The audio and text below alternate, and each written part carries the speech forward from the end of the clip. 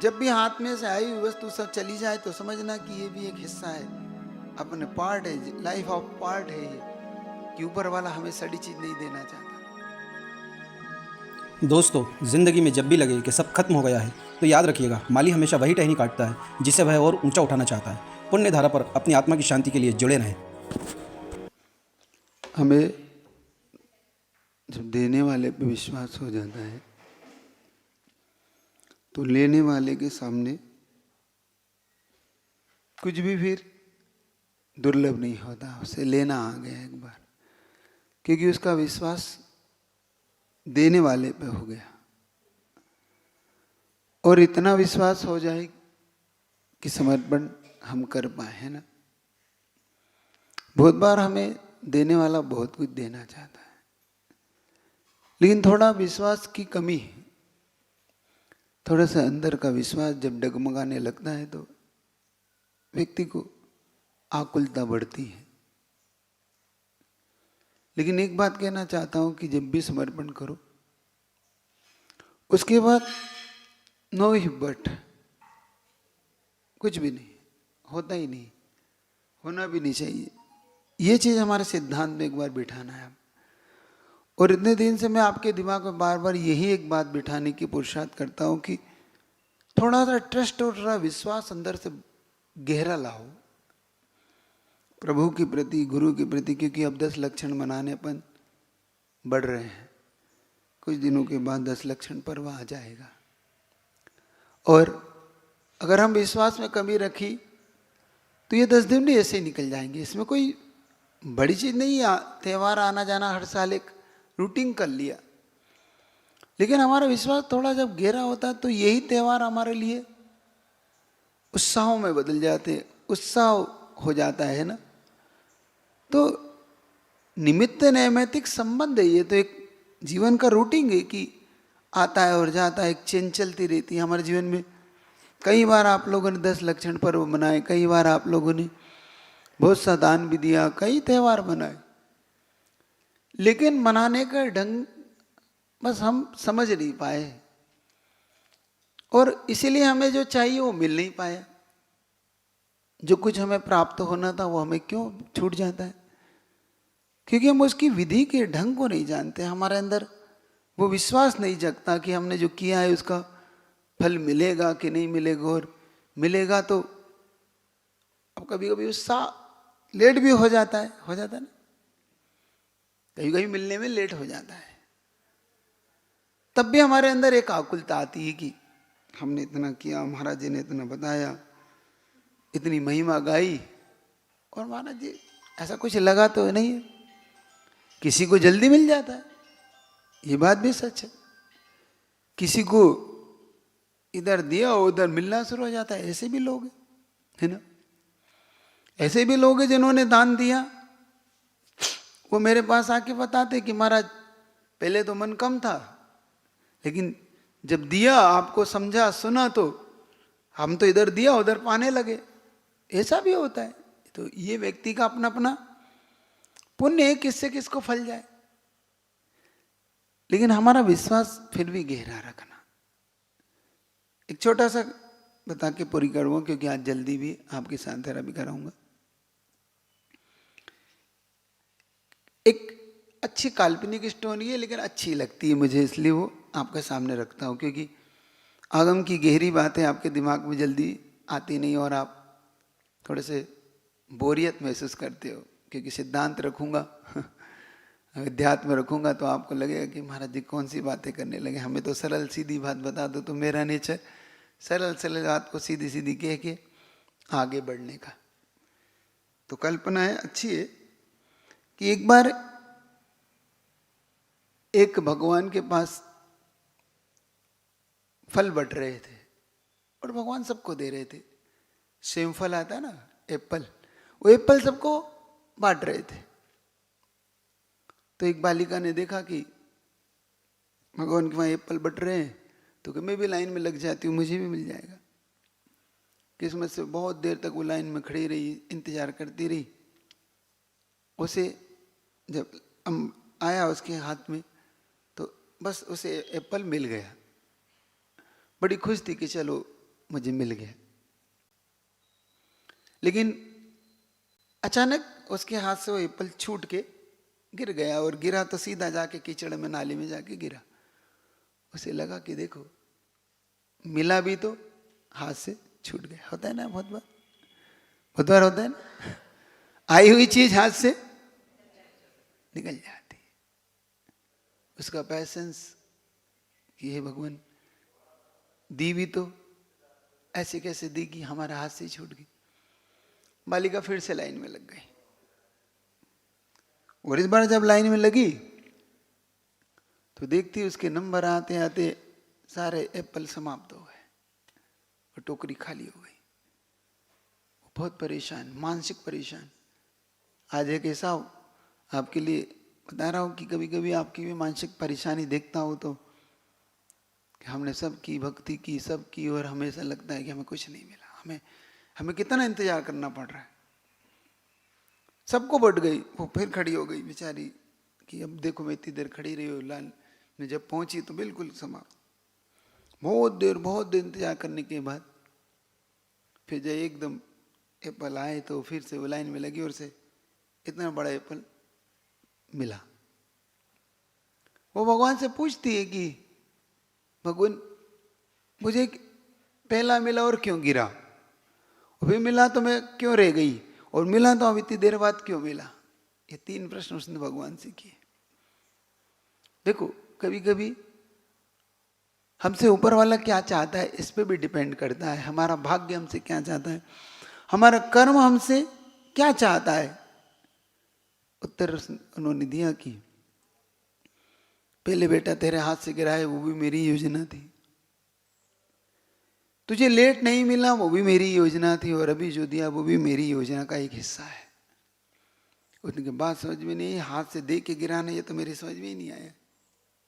तो उन्होंने कहा कि जब मैंने तेरे हाथ में एप्पल रखा तो मैंने देखा कि वो तेरे हाथ में जो आया है वो सड़ा हुआ एप्पल अंदर से, और मैं नहीं चाहता कि तुझे सड़ा मिले, तो मैं तेरे हाथ से वो गिरा दिया। समझ में आया?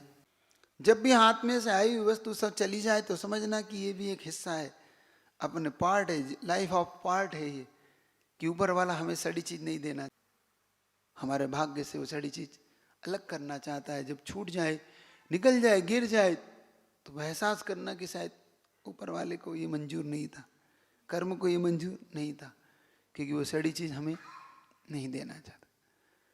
दूसरी बात कहा कि प्रभु फिर इंतजार क्यों कराया, ये तो बता दो, ये तो आपके हाथ में था।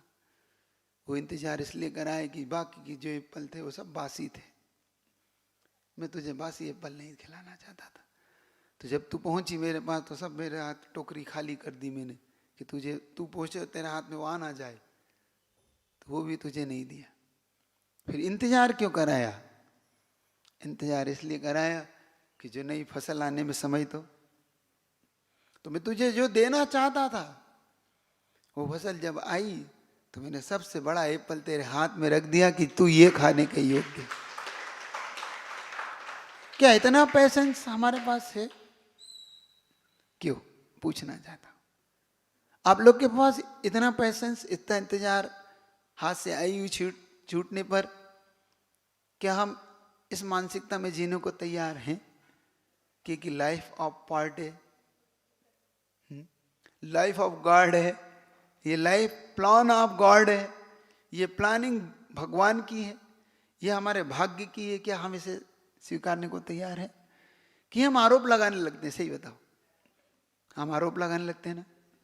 हमने इतनी शांतिदा रखी, महाराज जी के कहने से हमने इतने बड़े बड़े कलश ले लिए हमने सब किया, हमें मिल ही नहीं रहा है ना। हमने इतना दान कर दिया, हमने इतनी सारी ये कर दिया, वो कर दिया, हमने इतनी माला फेरी, इतने धर्म किया, क्या हम इसके बाद थोड़ा सा पैसेंस रख पाएंगे? पूछ रहा हूं आपसे। क्या आप उसके प्लान के अनुसार जी पाओगे? क्या आप सड़ा ही खाना चाहोगे? क्या आप बासी खाना चाहोगे, या थोड़ा पैसेंस रख के ताजा बड़ा और उसकी मन चाही चीज लेना चाहोगे? क्यों? समझ रहे हो बात को? कभी भाग्य आपके जीवन में कभी ऐसा अवसर लाए तो थोड़ा सा पैसेंस, थोड़ा सा धैर्य, थोड़ा सा संतोष जीवन में जरूर लाना। तो इतना कहना चाहता हूँ, ये पार्ट ऑफ लाइफ मान के चलो। किस्मत बदलती है, थोड़ा पैसेंस रखो, धैर्य रखो। बहुत से लोग के अंदर धैर्य नहीं होता, उनकी अधीरता उन्हें व्याकुलित करती है, उन्हें प्रश्न चिन्ह खड़े कर देती है भगवान के ऊपर, गुरु के ऊपर, जिनवाणी में आई हुई बात के ऊपर।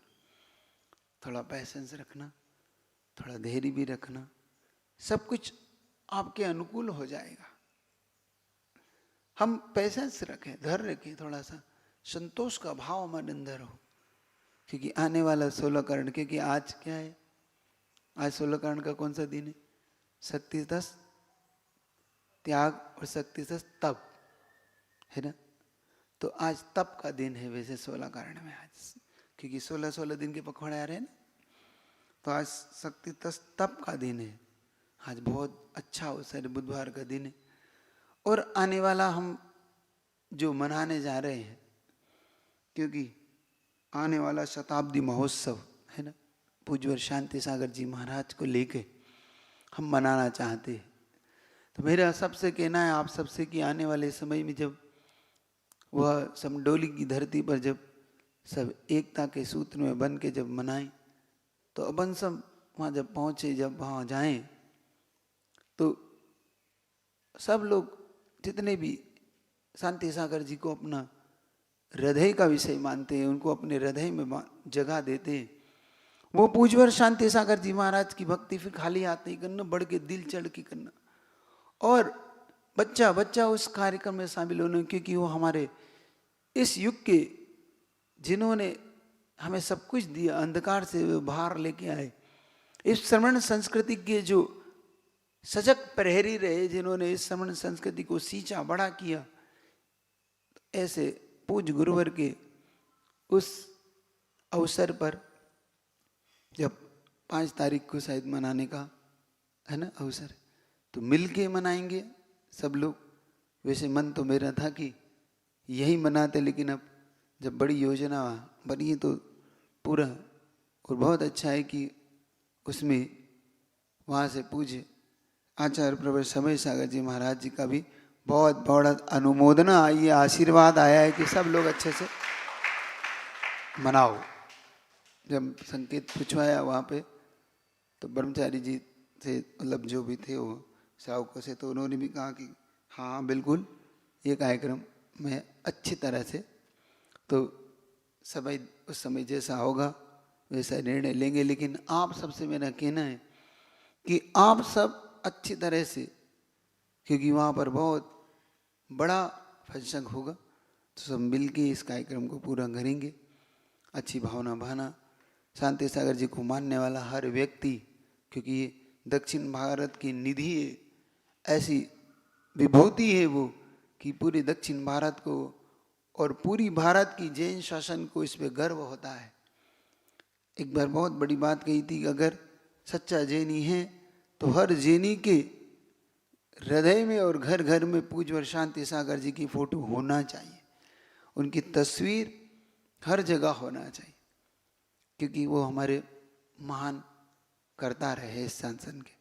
तो उनके यहाँ भी अपन चलेंगे। तो आज उन्हीं को लेके एक बात और कहना चाहता हूँ कमेटी से कि आने वाला रविवार जो 1 तारीख को आएगा, तो वो अपन वहाँ पे मनाएंगे। उससे पहले मन तो यहाँ था कि यहाँ एक बड़ा फंक्शन करें, तो कोई बात नहीं, तो इस रविवार को महापूजा रखें पूज्यवर शांति सागर जी की दोपहर में, और एक महापूजा करके, वैसे तो अपन ने कर ही ली 1 लाख श्रीफल के साथ उनकी महाभक्ति की ही है, लेकिन फिर भी मन है कि एक बार उनकी स्मृति में एक महापूजा करके दोपहर में सबको इनवाइट करें आप लोग, तो बहुत अच्छा होगा कि पूरी आसपास की समाज एक बार उनकी महापूजा में शामिल हो, अपने जगह जगह से द्रव्य लेके एक महापूजा का अभियान यहाँ पे करके, फिर उस दिन बड़ी योजना अपन उस दिन कैसे चलेंगे, क्या करेंगे, और पूरा एक बड़ा आह्वान वहाँ पे पहुँचने का वो भी अपन करेंगे कि सब लोग समडोली पहुँचे। तो कर पाएंगे अपन, करें तो करेंगे। पूरी आसपास की जितनी समाज है, जो लोग वहाँ पर आएंगे उन लोगों के लिए, तो आप लोग अच्छी योजना बनाओ ताकि एक अच्छा, और इसके बाद आप लोग 10 लक्षण की भी तैयारी अच्छे से करना, है ना, तो वो भी अपन करेंगे। बोलिए पूज्य शांति सागर जी महाराज की। जल्दी से पात्र का चयन करें।